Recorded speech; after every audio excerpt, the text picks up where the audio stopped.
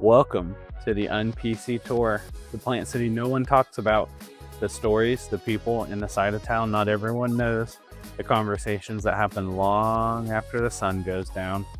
Around here, we believe Plant City has its character, its history, and its moments.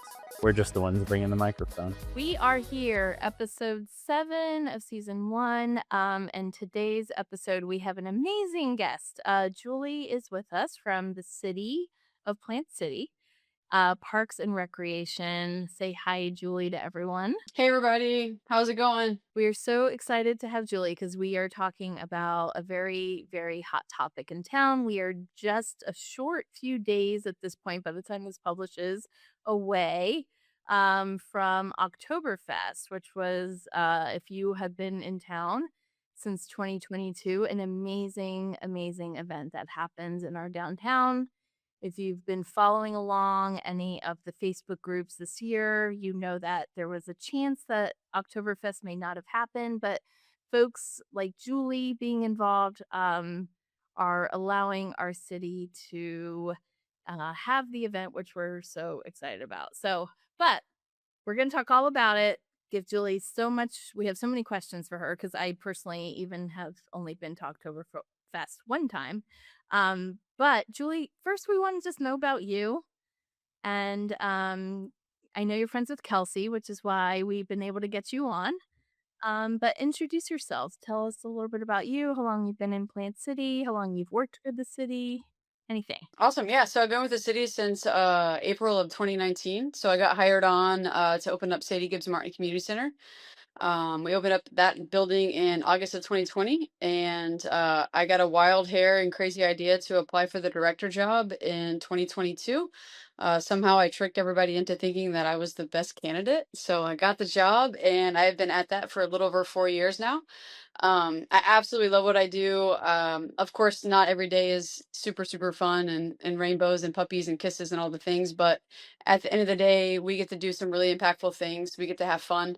A lot of times I tell my staff, like, we're the fun providers, right? So whether it's an athletic tournament, and a special event, something going on downtown or at one of our parks, we get to provide the fun. So if we take ourselves too seriously, we're not being able to really bring that fun. So I think we have a pretty good culture. I have an amazing team of individuals that literally live and breathe what we do. So super grateful to be able to work for the city. Awesome city leadership. They support my crazy ideas. So I kind of feel like I'm in the perfect spot for my career right now, and very grateful for the opportunity to continue to hopefully make a positive impact in the city, whether it's through, Parks and Rec or whatever tasks get thrown our way. So, but yeah, I love working with Plant City. I grew up in Lakeland, so I grew up coming to the Strawberry Festival. That was like my main exposure to Plant City. Saw my first concert at the Strawberry Festival. I don't want to date myself, but Wynota Judd was my first concert there. Amazing time. I grew up playing soccer on the fields of the Strawberry Tower. So a lot of things that I do in Plant City now kind of come full circle. So grateful for the opportunity, and we're super excited to kind of enthrone Oktoberfest. It's a new challenge for us and our team, but a couple things that people know about myself personally and our team is that we take everything head on, and we love a good challenge. So we're super excited to be able to keep the event afloat and hopefully have a really awesome time. Well, we're so excited that you're joining us because I know you guys are busy, busy at work, and we are a little more than a month away, but still, I know that there must be so much prep. It's fun you say fun because I got to experience fun a few weeks ago when you all threw the World Cup like watch party for the US game. I thought that was I brought my daughter up there and it was like one of the coolest things I think we've done in our city in a very long time. So I just want to say thanks for that. It was awesome. Awesome. Yeah, it was really cool. We had been tracking the schedule to see when the US would play at nighttime, so it was dark enough to watch the games on the screen. And downtown Evers Street just makes everything really fun. So Shout out to Cody and to Roots and the different organizations down there. So we were able to pull that together in I think like 6 days notice. So it was really fun to be able to come out there and show that we can have these watch parties, and we're hopeful that we can bring those down for Lightning games, Buccaneer games, different types of things. Love Island finales, apparently we were solicited for that as well. So anything that we can do to bring fun down to downtown and anywhere in the city, and be able to use some of our fun toys that we have, like the projector screen and those things, we're excited to do so. That's so great. One of the things that I wanted to kick us off on is a fun project also. So we're gonna do the UNPC post of the week. We briefed Julie on what this is, but if you've been following along, you know that we pick one post that's been a hot topic on some of the local Facebook groups and talk about it. So the post we selected this week is about the Midtown project, and there was a post that the Tampa Bay Business Journal did.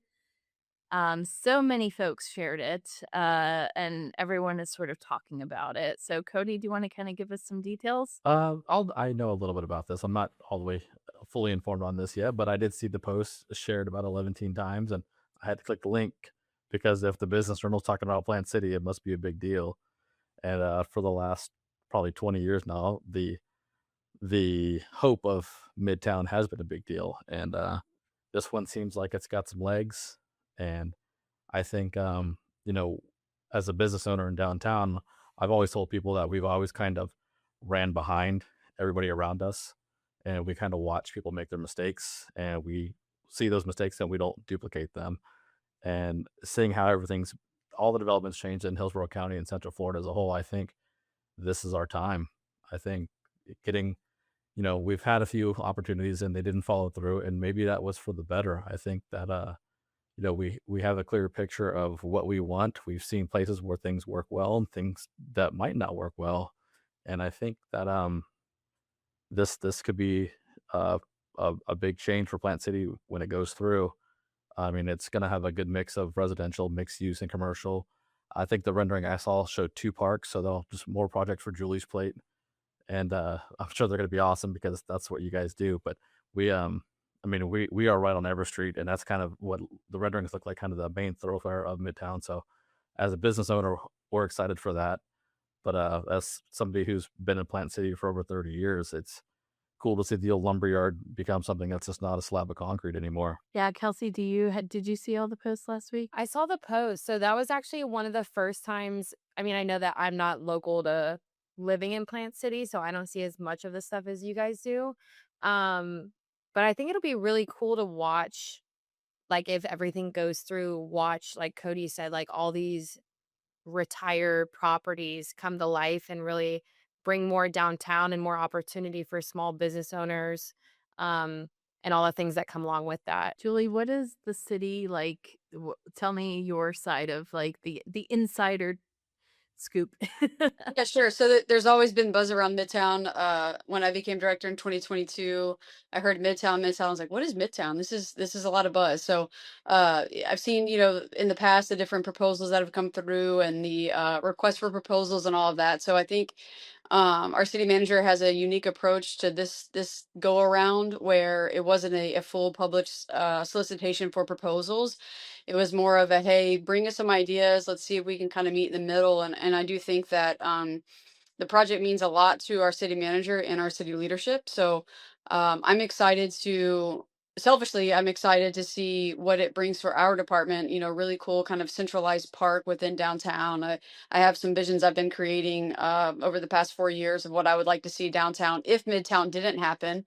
But now that if there is a development coming, we can kind of incorporate some of our ideas that we have. And there's so much area, so much acreage in the Midtown area to be able to focus on. So I think that we can work together with the developers. Obviously, planning and zoning is going to be working very closely with the developers. My department, as far as some Central Park type things that we're going to build out.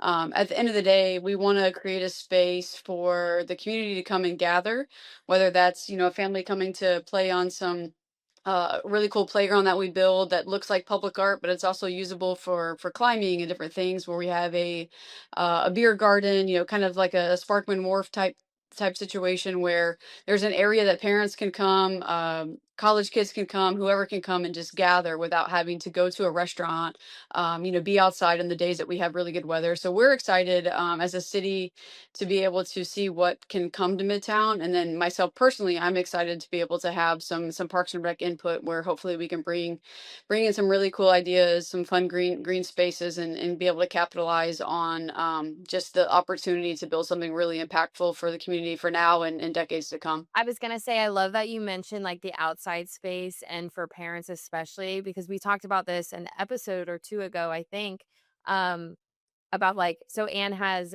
children, and we were just talking about things to do. Like, yeah, the whole restaurant and bar industry is starting to take off in downtown.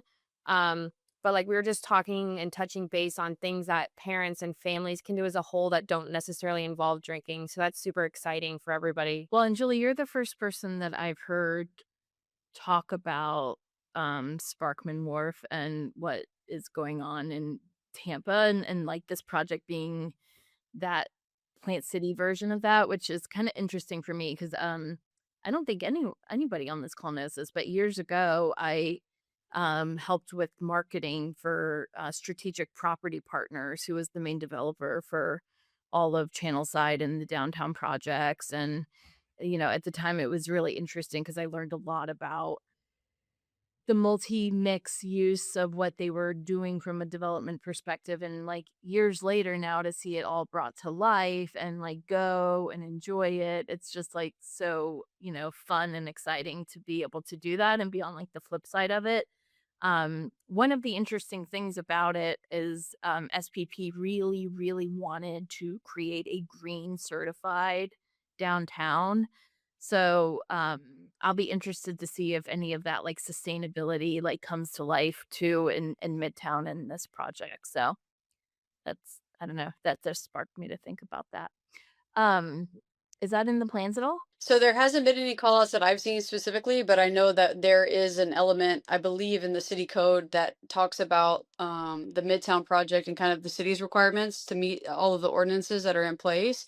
So I'm hopeful that we have some projects that definitely meet the requirement. This day and age, it's so useful to be able to follow the environmental guidelines and everything to make these green spaces multi-use. So I'm hopeful that we'll get there. Yeah, very cool. Cool.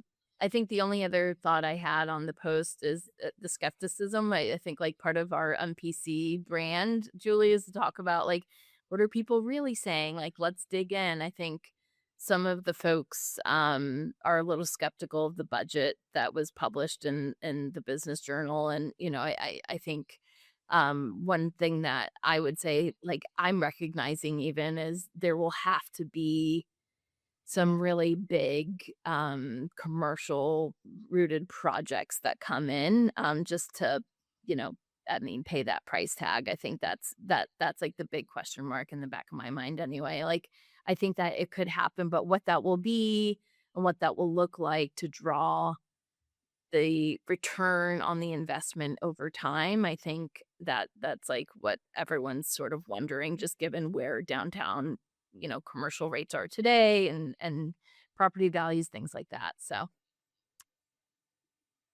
I don't know, Cody, what do you think about that? I being here for as long as I have, I've seen other kind of negative comments or skepticism on it, where just like, oh, here we go again, another developer going through the same motions as the last 4 or 5. I've already seen this movie. I know how it ends. And I mean, initially I had that same thought just because I'm just a negative person internally anyway. But I just kind of thinking about it more and just kind of being more involved and more knowledgeable. Like, we talk about how I try to be involved with a lot of city happenings and meetings and things like that, and just kind of understanding how things work a little bit more.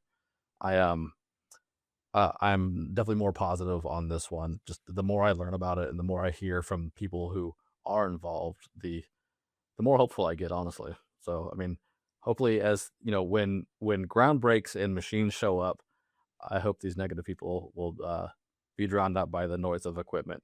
And I think that's with anything, especially as a city. Obviously, there's very hot topics, rightfully so, right? Flood mitigation, stormwater drainage, everything that's happened that we learned from Hurricane Milton, and even just a regular, thunderstorm in Plant City.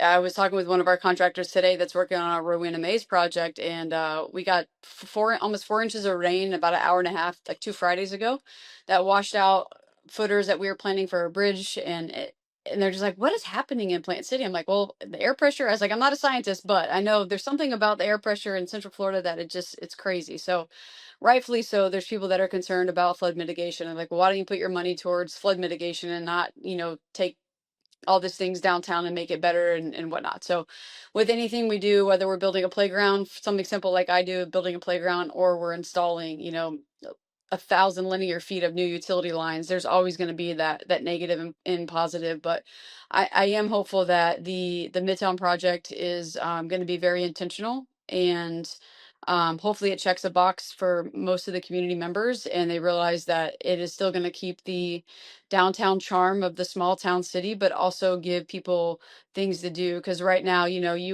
parents and kids and adults and seniors, every age demographic, they want to go do something. And sometimes they'll go to Lakeland for it or Tampa for it or what have you. But if it's right here in Plant City, and they want to put their dollars and spend them locally, I think that the Midtown project is going to be the perfect example of how to do that and do that thoughtfully and intentionally. So I'm very hopeful that developers will come in and get the right contractors to build what, is going to be best for the city. Yeah. Well, I think you've got 3 fans here. Yeah, we're all very, very excited. Yeah, for sure. Yeah, talking about things that are best for the city, though, I want to kind of talk about the topic of the night. The probably outside of the Strawberry Festival, I don't want to piss anybody off, but probably the best event we have in town right now annually is Oktoberfest. And it's been 4 years since it started, and it's definitely growing. And the organization who put it on, it's kind of gone through some changes right now. And we got Julie here because her and her team have stepped up, or have been told to step up. We'll never know. And they're gonna handle this and rock it out. And I just wanted to talk about that a little bit more. And because I remember being the city manager's idea. Um, I really never asked him, like, hey, why do you want an Oktoberfest, dude? Like, of all the things we could be doing downtown annually, I'm grateful for it. I enjoy it, but I just don't know what his thought process was. Like, hey, it'd be cool, Lederhosen. Right. And he's like, I mean, I think it's awesome. I mean, like I said, it's obviously he knew what he was talking about because it's a great event every year. But I kind of want to talk about a little bit too about, we talked about how I just mentioned that you guys, your team has stepped up. Can you talk about a little bit like why? Uh, why is Parks and Rec doing it this year? Yeah, that's a great question. So, I don't want to give myself credit because that's not something that I do, but I remember actually talking to Kelsey, sitting at Roots. I was working one day at Roots, and I said, "Hey, what's the busiest day that you guys have? Is it the Christmas parade? Is it X, Y, and Z?" And she's like, "Oh, Oktoberfest, hands down." I was like, "Okay." And at the time, the previous executive director of Plant City Main Street had resigned, and there was kind of no person in the position yet. And I'm thinking, like, man, that's a really big, impactful event. And Kelsey shared with me, she's like, "Yeah, Cody at Three Hands, it's his busiest day." And then chatted with Brandon Snyder, which we all know, and he's like, "Yeah, it's propagations." And everyone's like, "This is our busiest day downtown for the merchants who have, either they set up on their sidewalk or they serve alcohol or whatever it may be." And I'm like, man, if we don't do this event, we as in just Main Street at the time was my thought process. If they don't do this event, this is going to be really, really impactful in a negative way. Of course, I'm sure there's some business owners that are like, yes, let's not do it because it negatively affects their business for the few hours. But that was just kind of my internal conversations that I was having with people that I knew, closely. And then city manager and I were talking one day, and he said, "Do you have the capacity to take this on if we're given the opportunity to do so, or we need to do it?" And I said, "Can you give me 24 hours so I can put together an operations plan to really give it some thought?" I had already been thinking about it, but to really, put some numbers on paper where for us to be able to do this successfully, because I don't like to do anything, halfway there. Um, I said, "Can you give me 24 hours?" And he's like, "Absolutely." And I said, "But wait, do you want us to do this?" And he said, "Yes." And so in my head, I'm like, well, I don't have a choice anyways, right? And I would say that if you sit next to me. And so I said, "All right." So I went back to the office, crunched some numbers together, pulled up some information that I have access to. And I called him the next morning and I said, "Hey, we're in." So whatever you need from us, we'll do it. I need money and I need people. So if you can give me money, you can give me people, then we're good to go. And he's like, all right, understood. So he had some very positive conversations with Main Street, their board, and said, we will, as a city, we will subsidize this. We'll jump in and kind of take it for this year. We don't know what the future holds, but we know that for 2026 we are locked and loaded, and we are super excited about it. I told my special events staff, like, I will be as involved as you need me to be, because this is a brand new thing that we got thrown a couple months beforehand. So normally we would probably start planning this, I would say, in February, March. So now we are in July.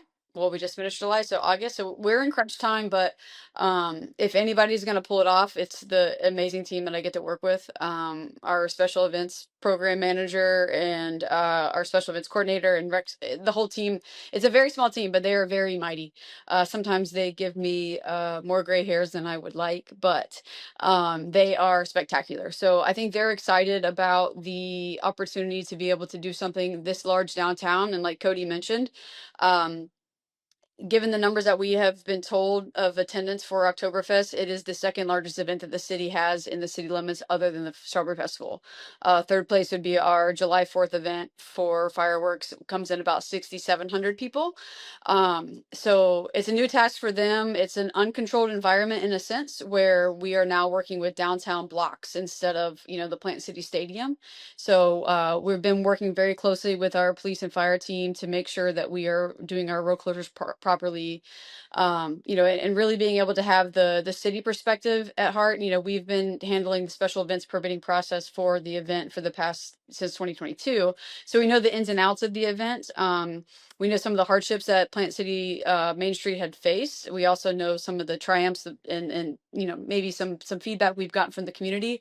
So we're really trying to take like a very global perspective, where we talk about the good, the bad, the ugly, and how we can make it the most successful for everyone involved. So that's the community, it's the staff, the city departments, and then the local merchants. So that's kind of a perfect formula that we're trying to make happen. But overall, we're really excited to do it and have the challenge of this large event in such a small time period. But if, like I said earlier, if people know me and know my staff and kind of what we do, it's just kind of like, hey, we're going to show up and hopefully show out and have an awesome event. So So we're excited. That's you brought up a really good point about the uncontrolled environment. I mean, it's historically it's been in downtown. Main Street started it, and their focus is downtown Plant City. And as a business owner in downtown, I'm grateful that it's in downtown. But like, was there any thought about moving it to a different location to kind of suit Parks and Rec a bit more, or just to kind of make it a bigger, better event? Sure. So I think we wanted to keep the nature of the event as close as we could. So we kept the same hours. We kept the date very similar.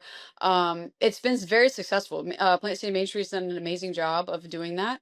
Our biggest hurdle would be if we moved it somewhere else. We're not quite sure if we'd get the same draw, and then we wouldn't have the impact for the local merchants. And so since the event has always been downtown, we didn't want to be like, oh, by the way, we're going to move it to the stadium, and then everyone that is downtown that has the most impact is now excluded from that. So we have an awesome, like I said, awesome team of public safety individuals that we've come up with a really great road closure plan, safety plan, and I think that we're really going to be able to execute an awesome event perimeter, excluding as few folks as possible as far as business owners that can have the impact and do that. So say there's a business owner that's outside of the closed perimeter, we're offering them a free vendor space to come in. So someone like Blue Collar Burger, right? So they're kind of outside the perimeter, but if they want to bring their food truck or a tent to come set up, that's going to be at no cost for them. So if they're outside the perimeter, they're still going to be able to be impactful. Comic Book Cafe, people that are just right below that, Broken Beaver Brewery. So if they want to have an impact into the event, and they are within the downtown district, we're going to be able to kind of help hopefully offset that for them, offer them a vendor space for no cost at them, and be able to impact their business as well. So like I said, there's been some strategic thoughts and things to it. And luckily, you know, like I said, Plant City Main Street's done an amazing job and has a great roadmap. So our job is to keep that afloat, improve things that we know internally from the city's perspective, while also making sure that we're being good stewards and being good neighbors of our downtown merchants. So a lot of surveying, a lot of meetings and things that we're having to make sure that we're getting the most up to date and best information, so we can have the smallest negative impact and hopefully the largest positive impact for everybody involved. Yeah. I That's love the tent idea. That's amazing. I think that Yeah. I mean, what I will say is also just drawing traffic downtown. Like, it's despite what people may think, our city is very walkable. Even, Very. I mean, I am like Yes. a disabled person and I can still walk the whole city. So I think that they get traffic either way, but I think like to have the option and maybe like benefit both ways, that's going to be really cool for a lot of Mhm. merchants, which I is think great. Yeah, and go ahead, Kelly. Sorry. Oh, I was gonna say, I think that is such a thoughtful, like, inclusive idea about inviting people who are outside the limit lines to be able to come in. Like, I don't think I would have ever thought of that, but I think that's a fantastic idea. Yeah, and so and that's the thing is, you know, it makes them feel like they belong, and they brought up great points. Like we've sent some surveys out, and we had the idea about including the people on the boundary prior to the survey, but we sent a survey out that we had Cody curate for us, which or a list of merchants that was very, very helpful. And the survey results have been awesome. And the people who have been negatively impacted, they haven't had an opportunity to either expand their business, their footprint, or be involved in it. And so we wanted to make sure that they have more priority than an out of town German food truck that's coming in to sell pretzels and brats, right? So we want to really focus on the local impact first. And then our visitors that come and enjoy the event, or our visitors that come and our vendors, they're kind of secondary, you know, nothing that they're not, you know, welcome by any means. But the whole point of having it downtown is to increase, you know, visibility and ownership in that. And so we've gotten kind of creative with some things that we want to do to have businesses that you might not think would have an impact. So we'll take, and this is all, you know, very examples to give you. So say Sweet Roots Apparel, right? They're on the corner of Palmer and Reynolds. They may not, yeah, they have a door that is in within the boundary of the event, but they may not feel like they're included. But if they want to be a part of we're creating a passport where if you go to, you know, 15 to 20 different small businesses and you walk into their doors, you get a punch card, you then take that completed passport and you cash it in for a Oktoberfest pin, right? So we're trying to make sure that we're driving people to businesses that might not necessarily not be involved in it. So of course, the people who sell alcohol and food, they're going to be busy, right? But someone like Posh Petals, they may not be, no one is going to go buy a bouquet of flowers, or they may walk into their storefront and say, wow, next time I do need to get flowers, I'm going to go here because they have these beautiful arrangements. So we want to make sure that people feel included, you know, Crafted Butterfly, people that might not necessarily think that Oktoberfest is for them. We want to bring awareness to those businesses as well. So we're trying to get creative with ways to push people to those businesses and those storefronts. So next time they do need something that's, you know, related to what they sell, they know exactly where to go and be able to give them business. Talk about the business impact. I mean, and you mentioned your mighty team, and I've seen their impact between the World Cup watch party and the even like downtown the watch party, the Miles of the Mayor event that you guys do annually, plus all the stuff you guys do at the stadium. Um, is there do you guys have a volunteer base that you tap into, or do you guys need volunteers, or you know how does that work? That's a large event like this. How do you take the burden off your team? That's a great question. So volunteers are amazing, right? Sometimes they're hard to come by, especially when our events are on the weekend and when they're hot, right? So a lot of people are like, I don't want to get out in the heat. This is crazy. So we work really closely with the local high schools for their key clubs, you know, athletic teams, things like that. So those students will come and volunteer with us. We have a smaller kind of like senior base that a couple of senior citizens will be able to volunteer. Geraldine over at the chamber has been very gracious to put together a nice volunteer sign up sheet for us for Oktoberfest. And so far it's filling up quickly. The women's group and the Women's Club of Plant City and a couple other organizations are ready and willing to volunteer. So the special sauce that Plant City brings is there's so many people that just want to help out. regardless of what it is. And so I've gotten texts from people I haven't heard from in years. They're like, hey, my organization wants to help out for Oktoberfest. What can we do? What can we contribute? I've got people. I don't have money, but I got people. Or I have money, but I don't have people, or whatever it may be. So it's been really cool to kind of get those folks who want to be involved. And they may not have been involved before, but the volunteer base is everything. Obviously, that helps offset our cost of payroll and things that we have. And then at the end of the day, we only have so many people that are able to work.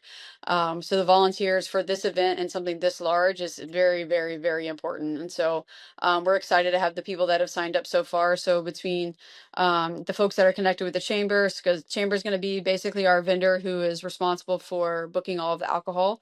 As a city, we can't pull our own alcohol permits, but we can contract that out. So the Plant City Chamber has been very gracious of being able to step up and do that, as they're one of our 5 organizations that can pull alcohol permits downtown. So they've kind of been super, super helpful. Geraldine and her team have been very creative, and like I said, awesome partners so far.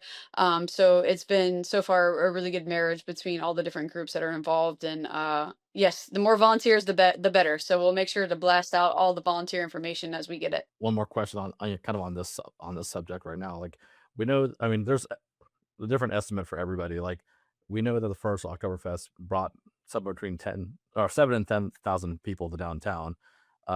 With the amount of work and the amount of plans that Parks and Rec has, what number are you thinking this year? So, I mean, the competitive side of me, of course, wants to have the most people, right? But realistically, I think that again, we've had a bird's eye view of what Main Street does, and they've done an excellent job. But with the contacts and the connections that some of the other organizations that are involved have, such as, we're going to have some in-kind donations of billboards on I-4, which is going to be awesome to advertise. We've done a kind of an internal branding package. We do have a leg up being the city. I will be, blind does not mention that. So we're going to make sure that we have the banner poles that are throughout downtown. Right now they have 250th anniversary of America throughout downtown. So we're changing out 32 of those poles to advertise for Oktoberfest. We're doing some branding within McCall Park. So the 4 major McCall Park park signs, we are switching out the signs that are there now. Still going to say McCall Park, but it's going to have a little bit of Oktoberfest flair to it.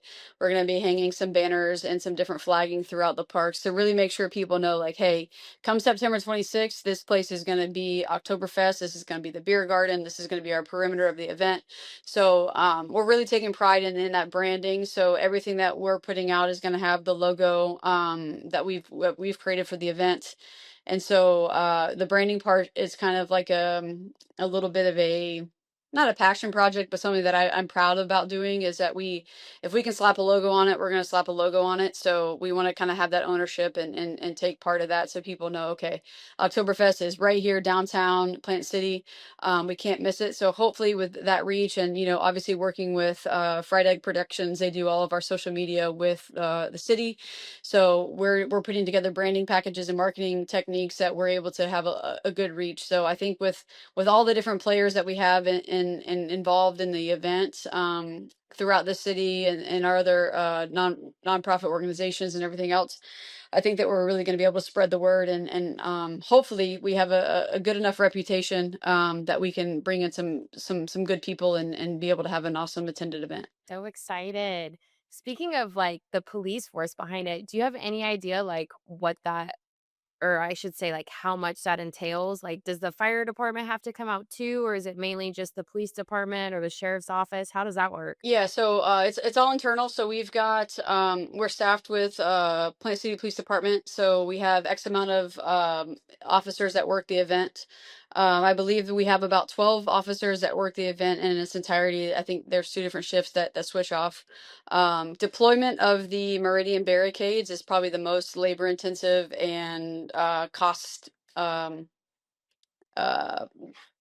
the most costly thing for the police department. So basically, the Meridian barricades are the heavy duty barricades that we got about a year and a half ago that prevent any sort of vehicular accidents or someone coming in to intentionally disturb something, right?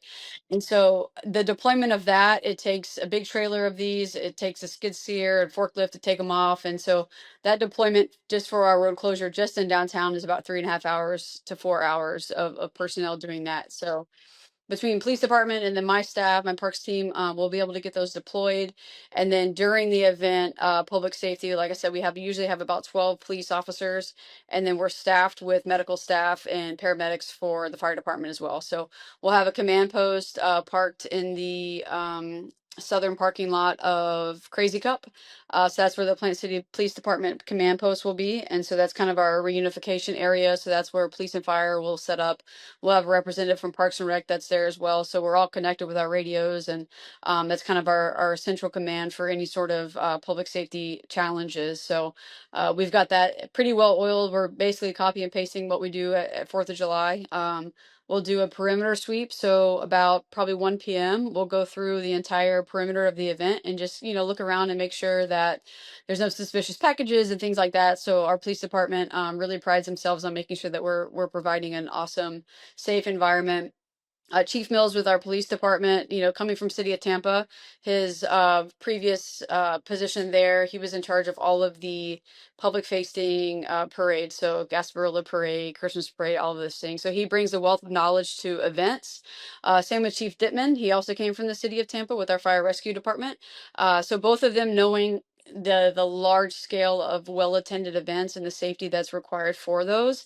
We've been super fortunate to be able to pull from their knowledge and their background to really make sure that we're providing the safest environment possible, while also making sure that everyone's having a really good time. So we have a very good relationship with both of those departments, where we know at any moment we can pick up the phone, and it goes two ways to be able to help each other. So having that, like I said, impact with the city and kind of that like internal process that we already have established. They did it before with Main Street, but I think it is a little bit more enhanced now because we're able to control those variables a little bit better. You love that. I remember last year too. I remember seeing them walk around in just packs, and like they had the canines out there the whole night. I was like, wow, this is the safest day ever.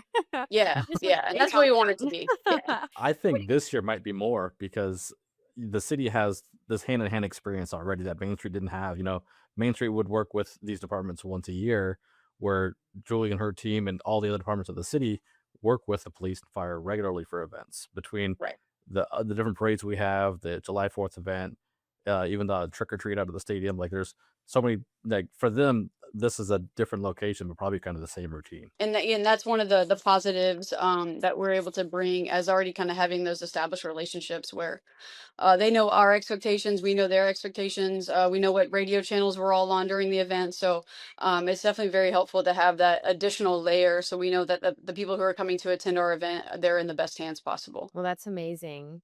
What do you think something people that attend never notice, but they would absolutely notice if it wasn't done correctly? Ooh, that's a good question. So oftentimes in events, we, as the folks putting the events on, right? Like we want everything to look like Disney World, okay? But in the backside, like if something screws up, we should be the only ones that know that something messes up, right? So I think for Oktoberfest, ooh, it's a tough one. So I actually haven't been in attendance for Oktoberfest in Plant City. I've always been out of town that weekend.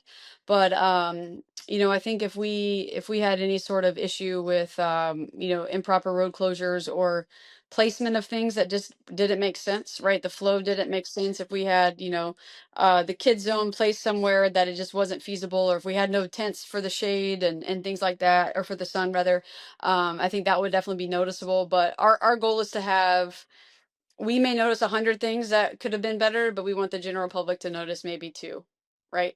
And so that's kind of our ratio. It's a very large span, but if we notice more than the public notices, and like I said, we have a high expectation, and sometimes I'm very guilty of having a very high bar and expectation for myself and for our team, because at the end of the day, we represent the city, we represent the community, we represent ourselves, and so we're going to be our own toughest critics, of course. But our goal is to eliminate the visible things, and if we can do that properly, then it's a win for us. One of the things that if I can think, like, one thing people might complain about, just because we've experienced this, is the parking, right? Like that's Right. yeah, that's like the one thing. But there's so many options. I feel like people always complain, and then it really isn't that big of a deal, you know? So yeah, and that's a great point you bring up. So we and again, and no discredit to Main Street, but as a city, we have a little bit more inside information, right? So I know every single city-owned lot that there is in Midtown, downtown, the whole area, and so our job is to make sure that all those areas are available for parking. And so with that comes signage, right? With that comes in our advertisement, hey, these are all the areas that you can park: public parking, vendor parking, ADA parking. We're going to have some shuttles that get from the further parking lots, getting shuttled right to the main event. So we have some great partners who are going to, in kind donate the 6 and 8 seat passenger golf carts to be able to cart people around. So the signage and the marketing is going to be very, very important. So basically any city lot that we own, and if we don't own it, we may already have an established relationship with the property owner. We say, hey, from this time to this time, you grant us permission to use this as a public parking space. So we will have a lot more lots, I think, that are more visible for parking, that we know that our city owned, that we can use. So I think parking is going to be Like, that's the other thing is I've actually I'm so excited because I've only went once, and it was when my little one was super little, and it wasn't like, for me at the time, it was like he was in a stroller, and it was like I was like, this isn't as fun. Now he's 5, so he's going to be jumping in that bounce house, and I cannot wait for that. But I was thinking, like, people just come and go, right? Like, we were early because I had a little one, but it goes for hours too. Like, how long is the event? It's like 5 or 6 hours, right? 7. 3 to 10. Yeah. Oh, 7 Yeah. hours. So Wow. yep. So it's 3 to 10, and I'm sorry. We wanted to keep the hours as close to what's been done before. So those have been the hours in the previous years. We didn't want to shave anything off. Like I said, we wanted to come in and do it as closely as Main Street as possible. We didn't want to make it lesser or anything that wasn't a good expectation. So yeah, so 3 o'clock p.m. to 10 p.m. Okay. Very cool.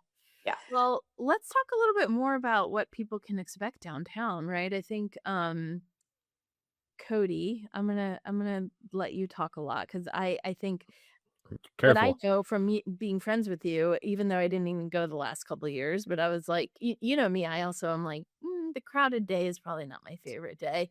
Julie, you don't know me very well, but I'm like, if Cody's bar is like too full, I'm like, I'll see you later. I like wave and Yeah, I'm very similar. When Kelsey used to work at Roots, if there was like way too many people, I'd kind of sit in the corner. And usually if I was coming into Roots at some point, it's because my social battery was at 0 for the day. But yeah, I get that. Yeah, I get that. well, and it's funny because I am a social butterfly, but I'm also like not a crowd person. So that's a dichotomy. But Cody, I know you prep for like weeks as a merchant, right? Like it's like It's already started. it has. Tell us Yeah, I mean, so here it's early August, and I'm bothering my beer rep already. Like, hey, these are the beers I need. I've already started working with another beer rep. Like, hey, what you got for Oktoberfest that I could sell, because I keep running out of beer every year. How can I stop doing this? So yeah, I mean, it's 8 weeks out, and I'm already putting together a plan. We have a pretty good system in place for our footprint. It always feels like chaos the morning of Oktoberfest, implementing that footprint in our space. But Jamie's out front. She's got the German beers on tap, serving over the rail for the patio. But yeah, it's that's costume. she makes sure that if there's a time for us to wear costumes, she's gonna make sure it happens. I've got no say in this. I just say yes. So if you don't like my costume, I dare you to take it up with Jamie. But no, yeah, it's like it starts with this, but then it's even though we've been doing this since 2022, the couple nights leading up to Oktoberfest are going to feel like chaos for us. But we don't show that to you guys, and if you say that I said this on a podcast, I'm going to call you a liar.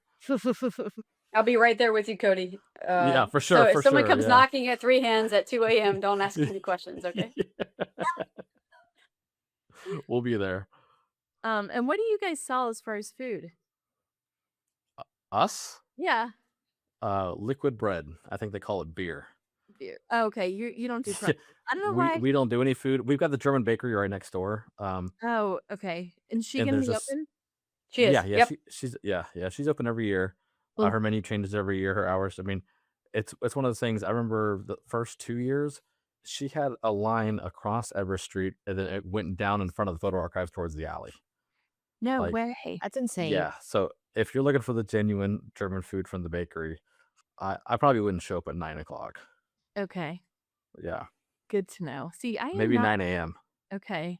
See, well, actually, like, it's funny because I don't know much about like what an Oktoberfest even is to be because I am very Italian American. So I am like but ironically, my last name now is German. I'm not going to say it on this podcast, but like my husband is very German. And I'm like, okay, why is it even in September? I don't get it. So what's like the history of Oktoberfest, Cody? I I don't know a lot about that. So I know it started in Munich. I don't know why it starts in September, and I'm hoping my ignorance will be a great way for our viewers and listeners to interact in the comments and just tell me how dumb I am and explain it out for us. But yeah, I know it runs for 6 weeks, starts in Munich, Germany, or started in Munich, Germany.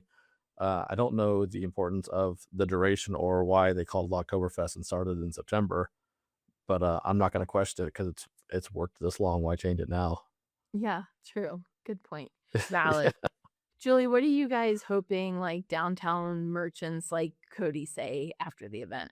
So we want to make sure, like I said, we want to make sure that we're not gonna be able to please everybody. We know that, like that's just unrealistic expectation. But we want them to say, "Wow, we're very grateful to be included," or we're grateful to know like ahead of time when the road closures are. Great communication. There's some stores that get the heck out, or they're not even open on Saturday, and they don't want to be anywhere near it. So we want to make sure that people give us, it's well organized. Everything is very well communicated. They've had an opportunity to voice their opinion or voice, their suggestions, or be able to just accommodate. So, for example, we got some feedback from a merchant on our survey that I didn't even think about. Right, so they sell flower arrangements. There's a few florists downtown, and sometimes Saturdays are unfortunately days that people need to come pick up floral arrangements for funeral services, right? So if people can't access their storefront to pick up obviously a very, very important item, that's a problem. And so maybe we can plan an alternate pickup point for that location, or say, hey, say Dingers is open on the corner that's outside of the perimeter, and maybe Dingers wants to team up with this merchant and say, hey, sure, you guys can pull into our parking lot to do the exchange of these floral arrangements. So really kind of being as intentional as we can be. And again, I know we're not going to please everybody, but we have to be good stewards of downtown, especially as a city. We want to make sure we're representing the city properly. So I think if the downtown merchants are saying, wow, this was really well organized, we felt safe, we felt like the trash was picked up. That was a couple things that we got, that people felt like the trash was kind of an issue.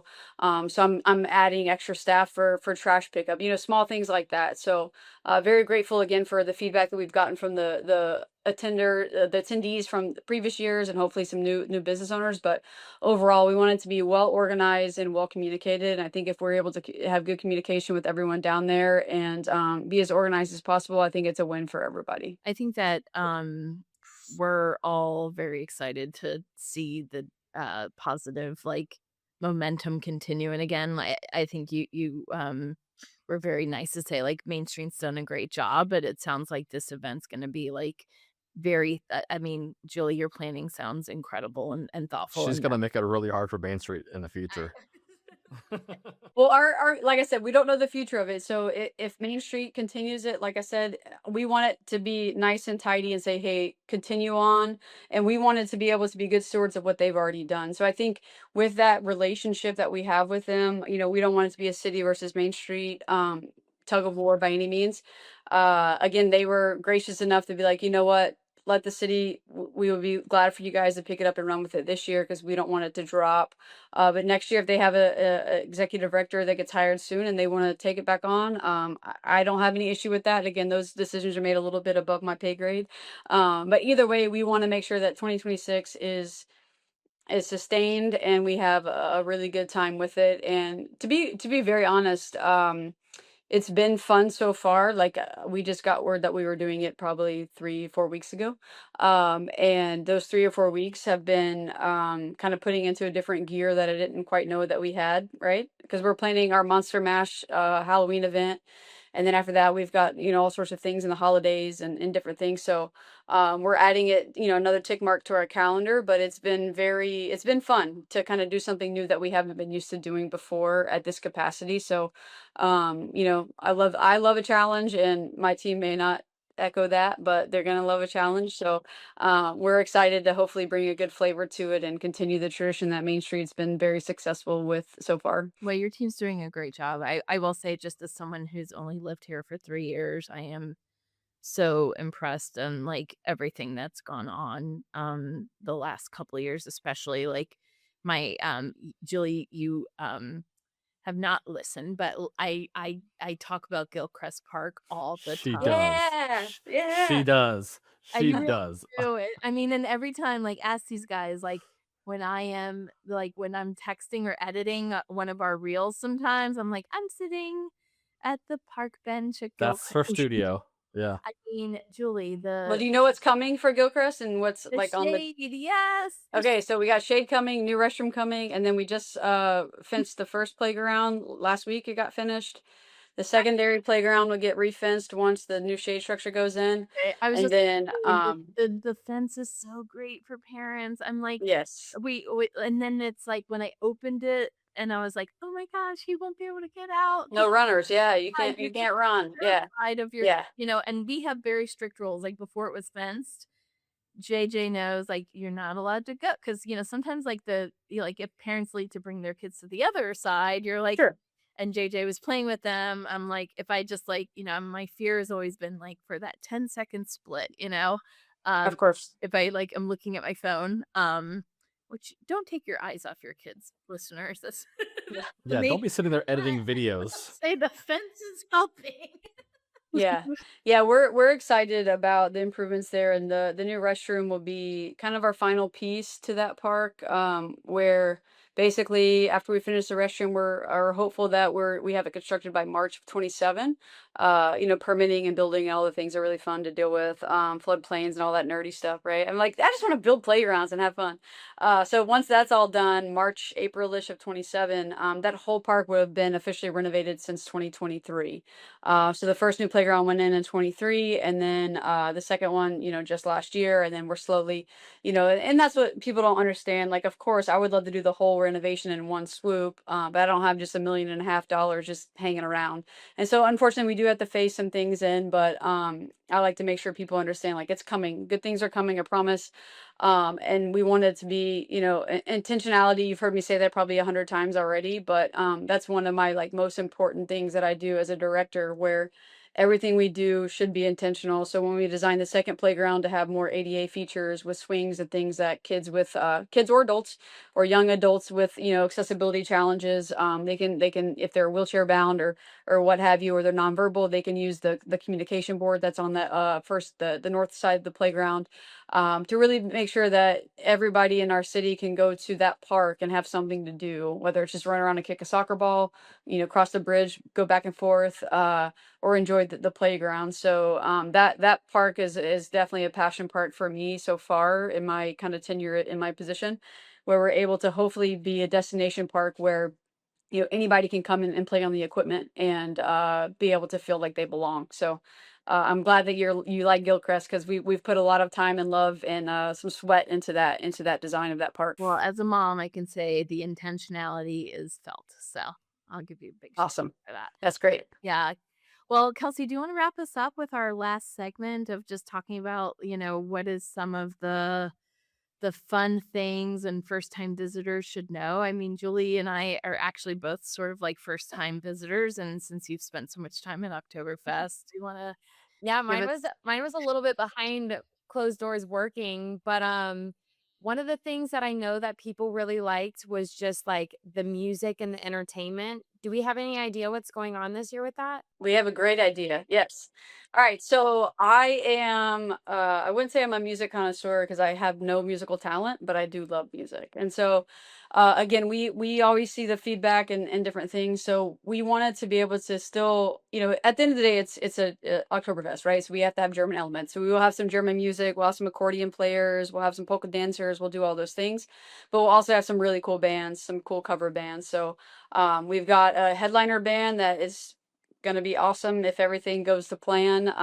Lots of lights and fun interaction, and it's a like 6 or 7 piece band, and it's very entertaining. So we want to make sure that there's something for everybody. So if you want to get the traditional German, you'll be able to go and hear those music and see the dancers and all of that.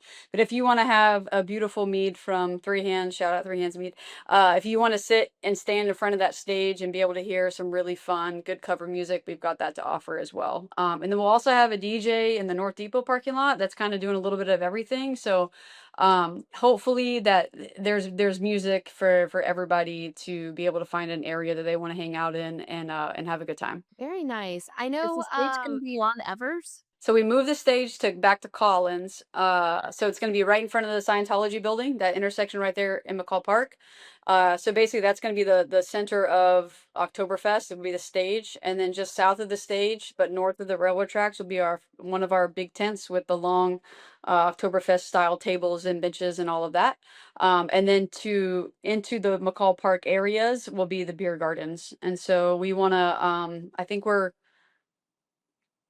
having 3 times more beer options or beer garden areas than the previous. So we'll have 2 main beer gardens in McCall Park, like the main entrances on the east and west side. We'll have a smaller one near the train depot, and then obviously Ever Street kind of handles their own business. So we'll have that, and then we're hopeful that Broken Beaver will just pop up north, right there on MLK and Collins. So they'll kind of cover that southern area for us. So we're hopeful that everywhere you turn, you'll be able to find some mead, some wine, and some beer. Because at the end of the day, Oktoberfest that's what it's for. So yeah.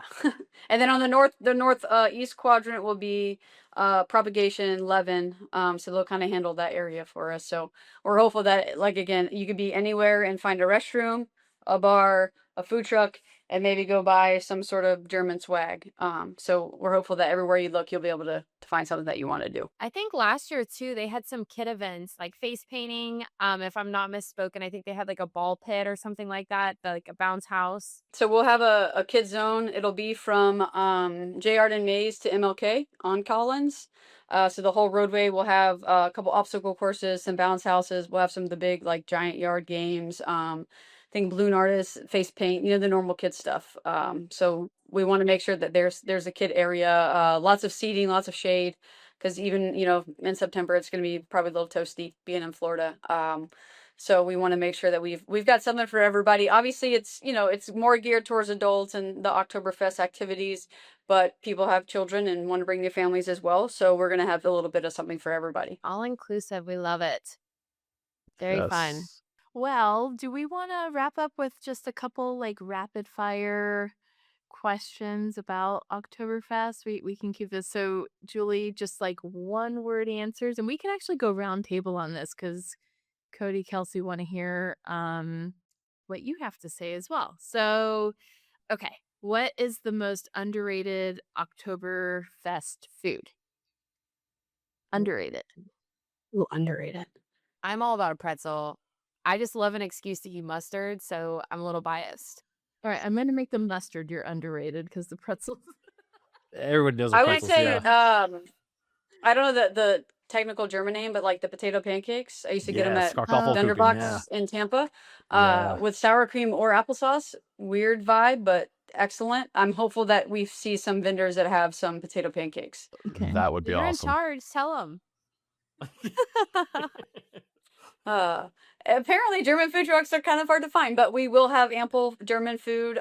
We have at least 4 German specific food trucks that have been secured, and then we are encouraging all of the vendors to provide something German related. So we'll have brats out of our ears. We'll have, I'm sure everyone's selling a pretzel. We've got some bakeries that are going to specialize in some German baked goods. So we're at least getting a good amount of German food. 'Cause I know that was a big feedback from last year that they wanted more food, that German food vendors. I do remember hearing that, how you say that. Cody, do you have an underrated, or are you gonna go with the potato pancakes? The potato pancakes, dude. Oh man, that brings back some memories. But like I like a schnitzel, like just a regular, like because I Hmm. like, if we talked about me liking burgers a couple episodes back, but like a schnitzel sandwich, that just hits, man. Fry me up some pork. Let's go. Schnitzel is good. What about, okay, are you a brat or a beer person? If you had to pick one, hopefully girls Both. to the I'm event. a both person. What Rapid fire beer. Rapid fire beer. beer? Beer. Yeah, I'm a beer too. Beer. Yeah. Okay. Costume or no costume? Cody, we know your answer. Costume. Cody doesn't have a choice. Costume. This year it's tricky though, so I'm a sucker for a theme. I love a themed party. I love everything themed. I am going to be working, so I got to find that comfortable outfit that says, "Hey, I'm celebrating, but I'm also here to work if you need something from me." So I'm still trying to figure out that outfit, but overall I'm a costume connoisseur. I say You just can't get a an Parks outfit and with a Rec name. or no, just like a logo, like the City of Plant City logo, like full on costume. Yeah, so we are going to have some logoed shirts with our cool little I thought you were bringing Oktoberfest a costume. Yeah. logo here. So we'll have some shirts with it'll be big, and I think I'm gonna put some suspenders on it. Yeah, we'll figure it out. But I'm probably gonna be 50-50 for this event. But normally, if I were just attending, total costume all the way. Okay. So I am a non-costume, but now you all are making me feel like maybe there's a small chance I'll change my perspective on that. And I'll have get Jamie you. do I'll get you something. I'll get you a city shirt. Oh yeah, I and I'll get definitely you a want the customized logo. shirt. Yeah, Julie, I need the logo. I'm so got excited you. about the branding. That's like you're speaking my language. Okay, and then let's do last round robin. Let's see, beer tent or inside a bar Ooh. Oh, or that's beer easier for me. garden. I feel like Julie, you have to say the beer garden because you're. Hey, I'm a beer garden girl. Listen, if there's any time where the weather is decent and the sun is shining and I have a beer in it, specifically in a plastic cup, because that means I'm outside somewhere having a good time, whether it's the beach or at a festival. I I'm like an that. outside tent beer garden girl all day, every day. But if it's raining, I'm gonna go snuggle up with Cody. I think I'm a big fat sweaty guy. Put me in the AC unless the weather's cold. Yeah, that's why you make Jamie work outside. Well, she's eternally cold, so I'm letting her live her Yeah, I'm best terminally cold sun-baked as life. well. I'm always cold, so Yeah, yeah, outside is for me. Kelsey, you got to be a beer garden girl, I'm right? beer garden. Yeah. Yeah. Yeah. Anything outside, I can bring the dog, walk around. I'm here Yeah. for it. I was gonna say I will be inside. However, with the kids, I feel like I'll probably be moseying around, so I'll probably be all over the place. We'll see how it goes. So, Little 50-50. yeah. Well, Julie, this was amazing. This we was cannot awesome. Thank you Yeah, enough. thanks for having me. I enjoyed chatting with you guys. Hopefully we can bring an awesome event and, have a good time with it. Yeah, Yes, we'd love to have you back. absolutely. Heck yeah. Any events you want to talk through, we would love. Listen, I'm a big nerd. I can talk about Gilchrist Park all day, or any future projects we have, events, whatever you guys need. I will gladly help out. Oh, we love it. Thank you so much. Yeah, we all can't wait for the event. So, we will be there and with our suspenders on. All right, awesome. Yes. See you then. All right. Yes. Everyone, thanks for listening. Yes, if you thanks have so any much. questions you want for Julie, we can pass them along. Email us at hello@unpctour.com. You can also follow us on Instagram. So thank you for listening, and we'll see you for episode 8 next week. Hi. Bye, Cheers, guys. guys. See ya.